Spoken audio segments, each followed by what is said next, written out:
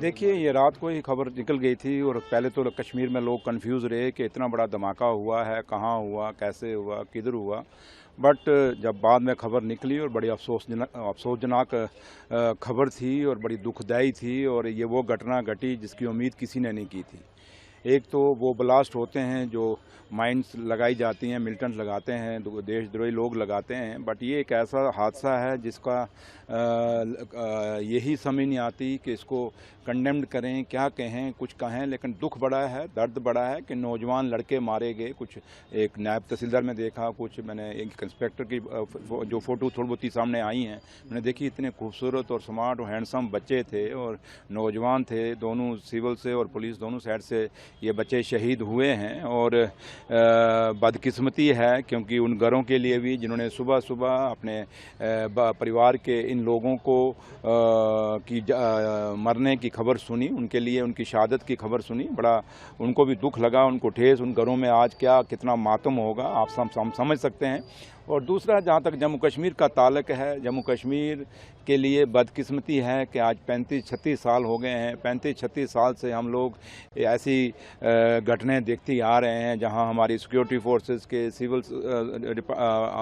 Officer या civil administration के, जहां हमारे लोग जो आम शहरी जो लोग हैं, हमेशा उन्होंने अपनी शहादतें इस जम्मू कश्मीर को मजबूत करने के लिए, इस देश को मजबूत करने के लिए दी हैं, इस तिरंगे को हमेशा ऊंचा रखने के लिए अपनी शहादतें दी हैं। तो लिहाजा हम उस भगवान से यही दुआ करेंगे कि वो दिन आए जिस दिन जम्मू कश्मीर में शांति आए और हमें ऐसी घटना सुनने का मौका ना मिले, और जहां हमारे इन वीर जवानों का, हमारे शहरियों का, ऑफिसरों की शहादतें ना हों। तो लिहाजा लेकिन एक चीज़ ज़रूर कहेंगे कि इसकी हाई लेवल एक इंक्वायरी ज़रूर होनी चाहिए कि ये कैसे हुआ, क्यों हुआ, किधर से हुआ और वजूहात क्या हैं, क्योंकि जाने गई हैं और बहुत ज़्यादा नुकसान हुआ है। और जो नुकसान जो है जिसका कोई कमी पूरी नहीं कर सकता उस परिवारों में, तो लिहाजा आज हम इसको कंडेम कर सकते हैं और उन परिवारों को, इन लोगों को श्रद्धांजलि दे सकते हैं, लेकिन उन परिवारों को लिए भगवान से, उस रब से यही दुआ करेंगे कोई इतनी हिम्मत दे उनको कि वो इस सदमे से, गम से बाहर निकल सकें। सर, वहीं जो डॉक्टर्स का नाम आया था इसमें दिल्ली ब्लास्ट में, उनके सर्टिफिकेट जो है, जो डिग्रीज है, उसको कैंसिल किया गया है, और किस तरह देखते हैं अब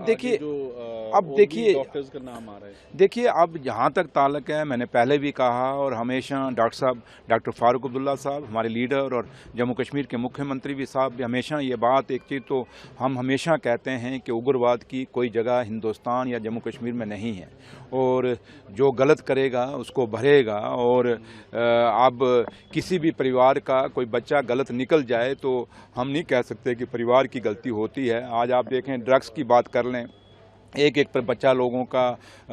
आज मारा जा रहा है ड्रग्स के साथ, लेकिन इसका मतलब कि पूरे परिवार की गलती है। तो इसलिए अब ये लोग जो बच्चे उग्रवाद के साथ जुड़े हैं, जो लोग जुड़े हैं, चाहे वो डॉक्टर्स हैं, चाहे, और बदकिस्मती सबसे बड़ी बात कि एक डॉक्टर, एक इंटेलेक्चुअल कौम, वो बच्चा, वो लोग उग्रवाद से जुड़ रहे हैं, बड़ा अलार्मिंग सिचुएशन है। और इस चीज़ के लिए हमें वर्कआउट करना पड़ेगा कि ये पढ़े लिखे, चलो पहले हम कहते थे अनपढ़ लोग जाते हैं, बट ये इतने हाईली क्वालिफाइड बच्चे अगर इस तरह मुड़े हैं तो इसके ऊपर कहीं ना कहीं सोच विचार करने की ज़रूरत है। खाली हम ये कहें कि हमने स्टेटमेंट दे दी और एक दूसरे पर लाछन लगा दी, बात नहीं। आखिर ये बच्चे हमारे हैं, जो भी बच्चा चाहे किसी भी कौम का है, किसी भी मज़हब का है, अगर इस तरफ इतनी हाईली क्वालिफाइड होने के बाद भी अगर जुड़ा है तो ये बड़ा अलार्मिंग है, और इस पर गौर करने की ज़रूरत है, इस पर चिंता करने की ज़रूरत है। और इस पर कहीं ना कहीं हमें लगता है कि स्कूलों के अंदर, कॉलेजेस के अंदर अपने बच्चों को के ऊपर तवज्जो देने की ज़रूरत है, और माँ बाप को भी, और टीचर्स जो इनके पढ़ाते हैं उनको भी अब आगे से ज़्यादा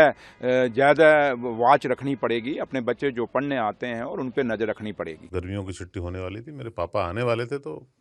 हम लोग सभी खुश थे, तो मैं बेड पे चढ़ के